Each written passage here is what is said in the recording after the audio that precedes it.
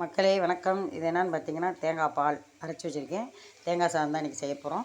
அதுக்கு என்ன பண்ணணும்னா, 1 டம்ளர் அரிசிக்கு 2 டம்ளர் தண்ணி, எக்ஸ்ட்ரா 1 டம்ளர் தண்ணி ஊற்றிக்கோங்க. குக்கரில் வைக்கிறப்ப எண்ணெய் ஊற்றி 100 எண்ணெய் ஊற்றுங்க, 50 நெய் போடுங்க. போட்டு இது என்ன பண்ணுறீங்க, பட்டை கிராம்பு ஏலக்காய் தாளிச்சிட்டு, இஞ்சி பூண்டு தாளிச்சிட்டு, வெங்காயமும் நல்லா வதக்குங்க.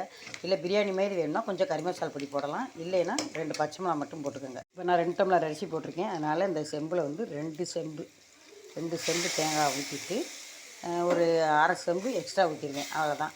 ஊற்றிட்டு தண்ணி கொதிச்சோன்னே அரிசி போடணுங்க. உப்பு போடணும், கொஞ்சம் புதினா இலை போடணும். அவ்வளோதான். போட்டு தண்ணி கொதிச்சோன்னே அரிசியை போட்டு குக்கரில் ஒரு விசில் கொடுங்க போதும். பாருங்கள், தேங்காய் சாதம் சூப்பராக ரெடி ஆயிடுச்சு. தேங்காய் சாதத்துக்கு வெங்காய பச்சடி பாருங்கள். கோழி சாப்ஸ் ரெடி, வாங்க சாப்பிட்லாம். மக்களே வணக்கம். இங்கே பாருங்கள், சிக்கன் சாப்ஸ் வைக்கிறேன். தேங்காய் சாதத்துக்கு சிக்கன் சாப்ஸ் சூப்பராக இருக்கும்.